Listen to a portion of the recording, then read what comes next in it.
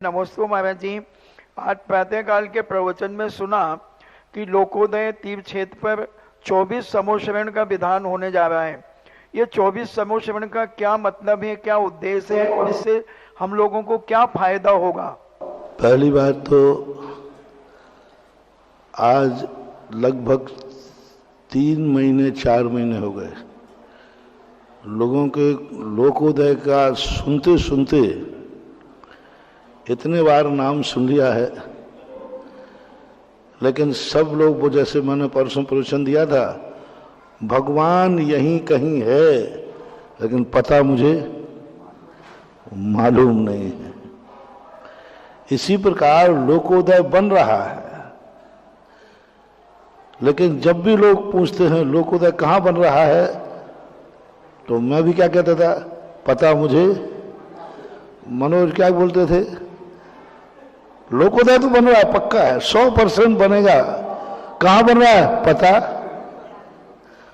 किसी को पता मालूम नहीं था,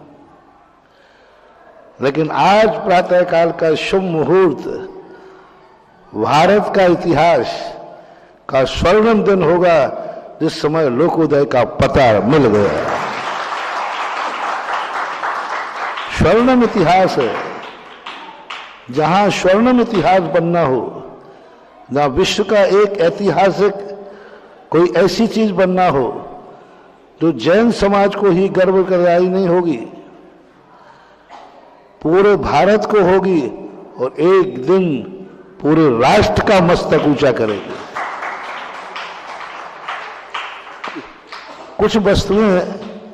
कुछ वस्तुएं ऐसी निर्मित हो जाती हैं जिनका इतिहास व्यक्ति से शुरू होता है, एक दिमाग से शुरू होता है, एक व्यक्ति से इतिहास शुरू होता है।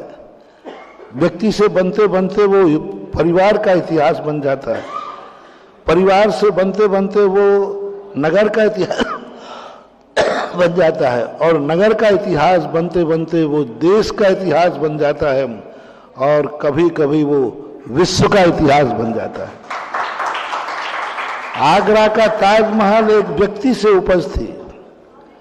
आगरा के ताजमहल का एक व्यक्ति से संबंध था, समाज से कोई लेना देना नहीं था। एक व्यक्ति का उपज थी, एक व्यक्ति का राग था, एक व्यक्ति का संबंध था, एक पति पत्नी का संबंध था जो व्यक्तिगत होता है। सारे संबंधों में आप अनेक नाम लगा सकते हैं। दूसरे की मां को भी आप मां बोल सकते हैं, दूसरे के पिताजी को भी आप पिताजी कह सकते हैं, दूसरे के चाचा को भी आप चाचा। तुम्हारा भाई नहीं है तो भी उसको भाई नाम से पुकार सकते हो कि नहीं? दूसरे की मां आ रही है, माता जी आप भी कह सकते हैं कि नहीं? कहते हैं माता हो। सब संबंध द्वारा किसी के साथ लगाए जा सकते हैं। लेकिन एक संबंध ऐसा है जो एक का ही होता है, दूसरा नहीं बोल सकता कि पत्नी जी, एक ही बोलेगा, दूसरा नहीं बोल सकता। दुनिया की कोई स्थिति नहीं बोल सकती। तीर्थंकर की माता एक थी, लेकिन आज तक कितनी माताएं बन गई तीर्थंकर की। हर पंचकर्माक में माता पिता बनते हैं, लेकिन हर तीर्थंकर में भगवान की पत्नी।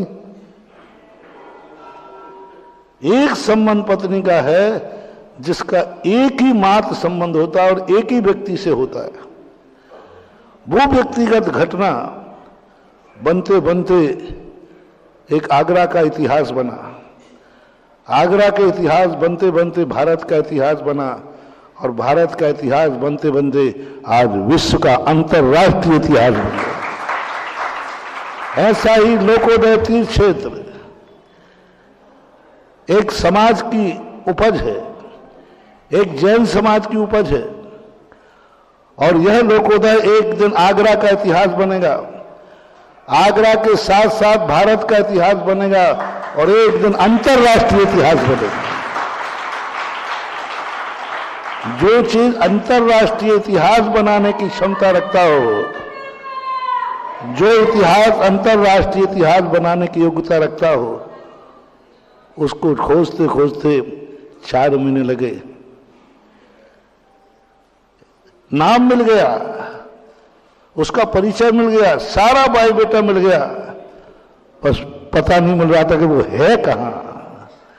ऐसे गुम हुआ था जैसे बाहुबली ने, भरत ने बाहुबली की मूर्ति बनाई थी पक्का है, लेकिन कहां है पता मुझे। और यही लोकोदय के हाल हो रहे थे। बोले महाराज जी आखिर है क्या, चतुर्मास खत्म हो गया, आपके बिहार का समय आ गया, सारे जगत को हमारे बिहार का पता चल गया, लेकिन लोकोदय का। लोग कहते महाराज जी अब तो बता दो आपका बिहार होने वाला है। पर मैं कहूं पता नहीं। आज कितना स्वर्णिम इतिहास है, अंतरराष्ट्रीय इतिहास लिखा जाएगा आज का दिन, जिस दिन लोकोदय तीर्थ क्षेत्र का पता मिल गया।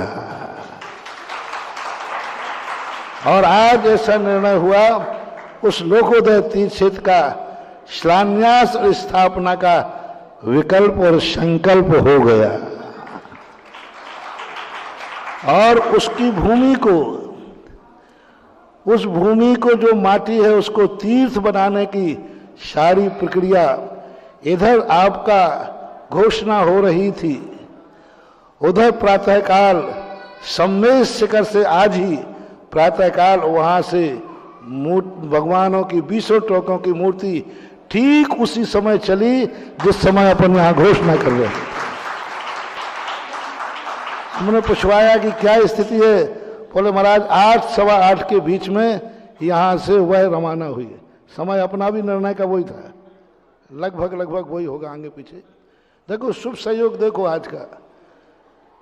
और उधर सारी चीजें, नंद्यावर्त की स्थापना, यानी आज उस मूर्ति पर ऐसा पता लिखा जाएगा, ऐसा स्वर्णिम इतिहास लिखा जाएगा कि जैसे यहां प्रलय पड़ेगा तो अयोध्या शिखर जी का पहाड़ भली गल के नष्ट हो जाए, लेकिन शिखर जी का स्थान कभी नष्ट नहीं होगा।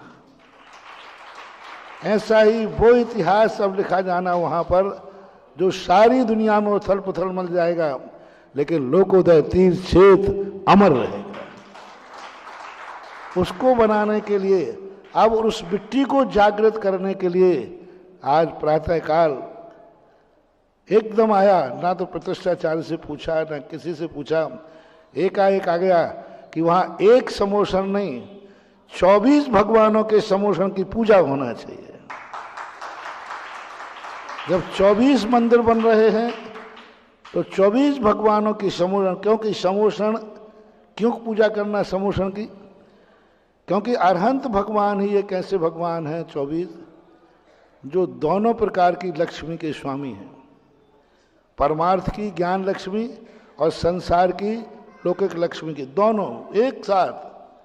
सरस्वती और लक्ष्मी दोनों एक साथ किसी के पास होती हैं तो अरहंत भगवान के पास होते हैं, दोनों एक साथ। केवल ज्ञान की संपूर्ण सरस्वती, और धन के संबंध में समोषण जैसी विभूति दुनिया में किसी के पास होती नहीं। ये दोनों विभूति एक साथ उनको होती हैं।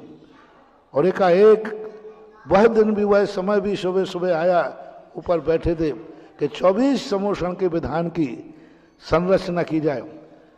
अब वे 24 व्यक्ति जो समोषण में, यही मान लो पंडाल बना है, यहाँ पर 24 समोषण लगेंगे बहुत बड़े बड़े, जिनमें एक परिवार के 2 जोड़े आराम से बैठ के पूजा करेंगे। उस समोषण में 4-4 मूर्तियां होंगी, वो चारों मूर्तियां बैठेंगी, यानी 24 चौका 96 मूर्तियां आएंगी कहीं ना कहीं से, प्रतिष्ठित मूर्ति होंगी। एक परिवार एक समोषण में बैठेगा, दूसरा परिवार नहीं आएगा उसमें। और पूरा समोषण में बैठकर जो भी 7 दिन 8 दिन का जो भी लगेगा, 7-8 दिन में हो जाएगा। इतने वो पूजा करेगा, पूरे 24 भगवानों की पूजा लगेगा। एक बीच में समोषण होगा 50 बाई 50 का, उसमें 8 पात्र बैठते हैं ऊपर, तो सौधर्मेंद्र, ईशान, सनत कुमार, महेंद्र आदि, ये 8 इंद्र ऊपर बैठेंगे, जो विशाल बीच में होगा ऐसा। और 24 समोषण यहाँ होंगे ऊंचे, शेष जो इंद्र इंद्राणी होंगे वो बीच में बैठ करके उन 24 समोषण के एक साथ दर्शन करते हुए पूजा करेंगे। जैसे ऋषभदेव आएंगे सबको ऋषभदेव का समोषण दिखेगा, अजितनाथ आएंगे अजितनाथ का, एक ही समोषण में सब कुछ नहीं। लोग क्या कहते हैं, महाराज जी आप चावलों में हम यदि चावलों को चंदन मान लें, उसी को अक्षत मान लें, उसी को पुष्प मान लें, तो चावलों अकेले में 8 द्रव्य मान करके क्या आपत्ति है? मैंने कोई आपत्ति नहीं। अरे महाराज जी ये बड़ा सस्ता माल बता दिया। बस कोई बात नहीं, बस इतना सा करना है, हो जाएगा, पूजा तो हो जाएगी। अब पुण्यबंध कौन सा बनेगा? रोटी तो तुम्हारे पास होगी, उसी रोटी को सब्जी मान लेना। मान लो यही सब्जी है, मान लो यही घी है, मान लो यही नमक है, सब कुछ उसी रोटी को मान लेना, चल जाएगा। अरे महाराज जी नहीं चलेगा, तो यहां नहीं चलेगा तो वहां भी नहीं चलेगा। 8 द्रव्य चाहिए। एक भगवानों में 24 भगवानों की कल्पना करना पड़ती है। नहीं, 24 भगवान जब अलग अलग हैं तो 24 भगवान की कल्पना क्यों करें? जब अजितनाथ का अर्थ चढ़ेगा तो अजितनाथ भगवान के समोषण की दृष्टि होगी, शंभवनाथ, ऐसे 24 भगवानों का समोषण की रचना। इतना विशाल पूरा पंडाल 200-250 फुट का पंडाल होगा और उसमें वो समोषण बैठेंगे, एक एक परिवार करके उसमें बैठना है। उन परिवारों में इतनी छूट हो सकती है कि वो परिवार, मान लो कोई जोड़ा तुम्हारे 2 भाई हैं, 2 दिन कोई भाई बैठ जाए, 2 दिन कोई भाई बैठ जाए, ऐसे बदल बदल के आपका समोषण है। आप अकेले भी बैठ जाएं, परिवार को बैठा लें, रिश्तेदार आए उनको बैठा लें, ये छूट उस समोषण में रहेगी। मान लीजिए आपके यहाँ 4 परिवार हैं, आपने एक समोषण ले लिया, उस समोषण में 2 पेयर बैठ सकते हैं। 15x15 का 20 समोषण रहेगा, तो 2 पेयर आज बैठ गए, 2 पेयर कल बैठ गए, 2 परसों बैठ गए। और नहीं चाहो तो कम परिवार हैं तो 8 दिन एक ही पेयर बैठ सकता है। ऐसे 24 समोषण की रचना होगी, अलौकिक रचना। इसमें कितने प्रकार के विधान तो कई बार हुआ। 24 समोषण शायद मैंने सुना कि आगरा में ऐसा नहीं हुआ, दिखाने के लिए तो हुआ है, लेकिन बैठकर पूजा करने वाला नहीं हुआ। यदि हुआ भी हो तो ये सबसे बड़ा चीज है कि लोगोदय तीर्थ क्षेत्र की स्थापना पर हुआ। और एक पुण्य तुम्हें लगेगा कि जैसे एक आचार्य परमेष्ठी जब एक सामान्य ग्रस्त को मुनि दीक्षा देकर पूज्य बनाते हैं, उनका पुण्य। एक श्रावक जब पाषाण की मूर्ति को बनवा करके भगवान बनाता है, उसका पुण्य। और इस विधान में जो बैठेगा, एक खेत को तीर्थ बनाने का पुण्य उसको अलग लगेगा, क्योंकि ये विधान मात विधानी नहीं, एक तीर्थ को, माटी को, एक खेत को तीर्थ बनाएगा, उसका अर्घ, उसके 7 दिन की 6 दिन की पूजा। तो ये विधान का अलौकिक। और जब भी तुम्हारी पीढ़ी दर पीढ़ी तुम कहोगे, वहां वर्णनाएं मिलेंगी कि जब ये क्षेत्र बना था, पहला विधान हमारे परिवार ने यहां किया था, पहला विधान में हम लोग यहां स्थापना किए थे। तो आगरा को खास तौर से मेरा कहना है कि आगरा का पूरे परिवारों में हलचल मच जाए, विधान बहुत कर लोगे, तीर्थ की स्थापना का विधान नहीं होगा दोबारा। हर परिवार से इतने जोड़े यहां आ जाएं कि व्यवस्था करने वालों को मुश्किल पड़ जाए, यानी ये इतने बीघों का क्षेत्र भी कम पड़ जाए, इतने अर्घ चढ़ाने वाले पहुंच जाए। आगरा वालों के तो मेरा कहना है घर घर को ये छोड़ना नहीं है व्यवस्था, किसी भी हालत में नहीं छोड़ना, मेरा कहना है। मैंने इतनी तक छूट दे दी कि एक दिन को भी बैठ सको तो बैठ देना, तुम कहीं चले जाना, तुम्हारी महिला परिवार एक दिन बैठा रहे, यानी परिवार का एक व्यक्ति वहां बैठा रहे। पुरुष वर्ग को कहीं जाना पड़े चला जाए, लेकिन एक व्यक्ति बैठा रहे, तो भी आपके परिवार को एनर्जी। ये इसलिए छूट दे रहा हूं मैं, हालांकि ये छूट देते नहीं, 8 दिन तक एक व्यक्ति संकल्प करके बैठता है। मैं इसलिए छूट दे रहा हूं जिससे परिवार का हर सदस्य इस क्षेत्र की स्थापना का पुण्य अपने खाते जमा ले। जो क्षेत्र की स्थापना, किसी भी मंदिर की स्थापना में, शिलान्यास में उपस्थित रहता है या उसकी साक्षी बनती है, उसको जिंदगी में कभी अपनी जिंदगी के लिए कुछ बनाना नहीं पड़ता, उसे पीढ़ी दर पीढ़ी वसीयत में सब कुछ मिलता है। उसे नया व्यापार नहीं खोलना पड़ता, उसका जमा हुआ लाखों करोड़ों का व्यापार वसीयत में मिलता है। उसे मकान बनाना नहीं पड़ता, वसीयत में महल मिलता है। उसे राजगद्दी लेना नहीं पड़ती, उसे वसीयत में राज मुकुट मिलता है, क्योंकि उसने किसी तीर्थ की स्थापना की थी और स्थापना में अपनी पूजा की थी। इसलिए यह जो ऐतिहासिक घटनाक्रम जो चल रहा है, जब भी मान लो आज सैकड़ों साल के बाद जैसे ताजमहल की सारी स्मृतियां हैं, वहाँ सब इतिहास जब लिखा जाएगा कि यहाँ पर ऐसा विधान हुआ था, ऐसे हजारों इंद्राणी बैठे थे, एक नहीं हजारों इंद्राणी बैठे, जहाँ आर पार नहीं था, उस समय तुम दुनिया में कहीं होगे और तुम्हारा वंश यहाँ होगा।